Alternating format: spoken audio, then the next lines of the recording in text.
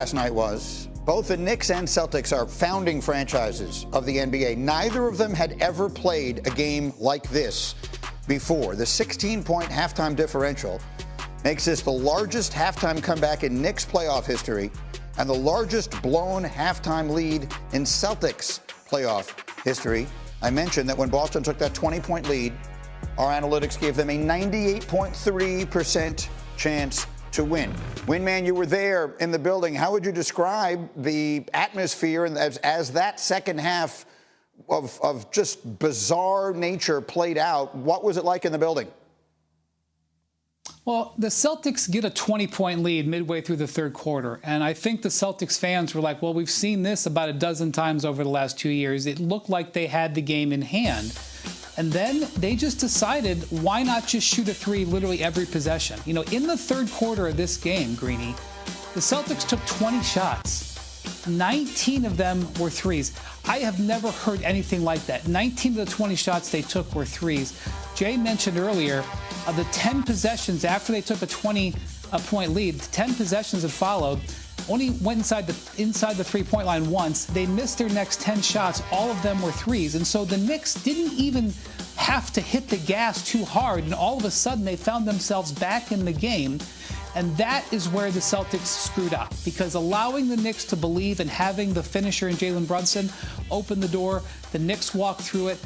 And really, there's no excuse for the Celtics to blow this game, but really no excuse for the way that they did it, basically allowing the Knicks in by just taking so many threes. Go ahead, Jay. Look, Grinny, accountability is hard. And Jayson Tatum is this team's best player, and it's his team. And when it comes to the half-court decision-making, that is his responsibility. He is an elite passer in that capacity. And I think what we saw last night, especially in the fourth quarter, was extremely poor shot selection. Not just from their whole team, but especially from Jayson Tatum. And there's a lot on the line here for him this year, especially considering the way he won a championship last year and then had multiple, not one, multiple DMPs for USA basketball and Steve Kerr. So whatever you want to put behind that, fine, but that's what it was. So coming off that season, I think you have to see a different Jayson Tatum as it relates to shot selection in game two, because it was extremely poor and he settled for a ton of contested threes and they were bad misses. Let's talk about him a minute. Can we put up A18, please? Tatum wound up accounting for 23 points last night on 23 shots. Down the stretch, he was 0 of 7 from the floor, including 5 missed threes in the fourth quarter. In the overtime, he took 2 shots, made 1 of them. Allen. They hunt for his matchups against Jalen Brunson and Karl-Anthony Towns in pick and roll. That's what they do all year, because Brunson's too small. Towns' feet don't move well enough to be able to deal with him. They got away from that. The Knicks made an adjustment. Certainly, they wanted to get OG Anunoby on him. But you see here, there's Brunson. He's shooting over Brunson. Those are shots that he would normally make. Here's one where he gets it back and keep going right there, right again, against a smaller player. That's where it looks like a lot of settling goes on. That's, of course, at the end of a quarter. But first of all, I understand it's a game one, and I understand the Celtics, not counting last season, have given us reason to believe that they get into places where it's maddening to watch them play. But I also know that this is a team that has shot under 30% from three this season, and they take a ton of threes 12 times. They've lost 8 of the 12. So that's the problem. The problem is it's only 12 times. They don't normally do this.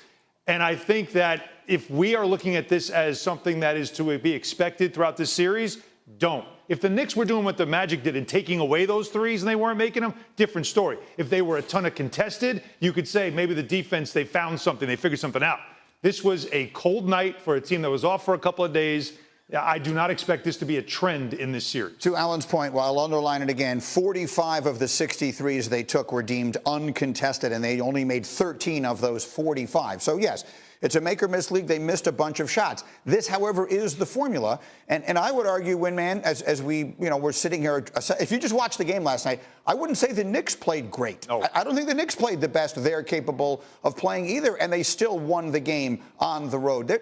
This series just got very interesting, yes. I guess is what I'm trying to say, Windy. I had been feeling it all along that we had just given it away. Like we were talking about this, like it was a series that shouldn't even bother to be played. And it might still wind up with the Celtics in 5. Obviously, they could rattle off a bunch of wins in a row. Do we know anything about Porzingis?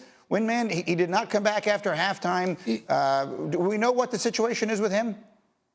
Yeah, it was a strange situation because he obviously started the game. He did not play well in the first half. He did not play well in the last round, to be honest with you.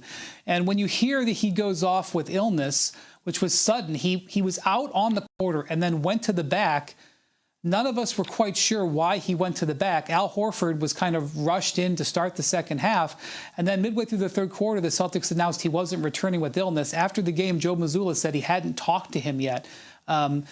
He did have that sickness, that viral syndrome that affected him throughout the middle of the season. He missed several weeks with that, but I'm not connecting the two. I just want to point out that that did happen. So that is a factor because Porzingis not being in there eliminated a major option for the Celtics offensively, and they had to lean on Al Horford more than they would like to. They always have to watch his minutes. But even despite that, the Celtics had plenty of opportunities to take control of this game and let it go. And it was not a good Karl Towns game at all. The Karl Towns can play much better. So if you're a Knicks fan, you're looking for a better game from Towns in the future, which could affect an outcome. And then, Jay, just to go back to the point that you were making, I hear you, what you're saying about Tatum and the decision-making, but it just feels like it is just so ingrained into their philosophy, sort of into the DNA of this team. You would know, I wouldn't, because you're the guy who's had the ball in your hands to make those decisions, and obviously I never have. Is it up to the person initiating the offense to decide where they're going to go, or are they so trained to look for and try and set up the open three regardless, that's what they're looking for no matter what other decision the guy with the ball in his hands might be thinking of making? It's a read and react system. And I think all those players have the freedom to make the right reads. And if you're making the right reads, a lot of your reads also depend upon feel, Greeny, right? So, hey, the read could be take the jump shot, but the feel is that my jumper is off. There are other ways to find your rhythm. And that's what you expect of a team full of veterans. We aren't talking about a young basketball team. We're talking about a team that has won a championship. We're talking about a team that has continuity and playing together for years. So like they said, I think if they could redo it again, they would have attacked the rim differently and got to the free throw line a ton. Tatum said as much after the game. We played that in the sound a little bit earlier. We'll see. In the meantime, let's do more or less looking ahead at the matchup that begins tonight, Timberwolves and Warriors. All these numbers are brought to you by ESPN Bet Sportsbook. Let's start with Steph Curry, Jay Will. If we add up his total points, rebounds, and assists tonight, will it be 37.5, more or less? I'm going to go less just because of the short day of rest. Wendy talked about this the other day, and now obviously we've seen teams come off that and play well and win. But look, to me, this is going to talk more about Jimmy Butler and Anthony Edwards in that matchup, so I'll go less here with Steph Curry. Let's get to Butler then, Windman. Total points plus assists for Butler is 28.5 in tonight's game one. Which way do we go? I also went less for the same reason. History tells us that the visiting team should lose this game lopsidedly. Having said that, we just saw the Nuggets take the game in the exact same situation. The Nuggets on one-day rest coming off a brutal 7-game series.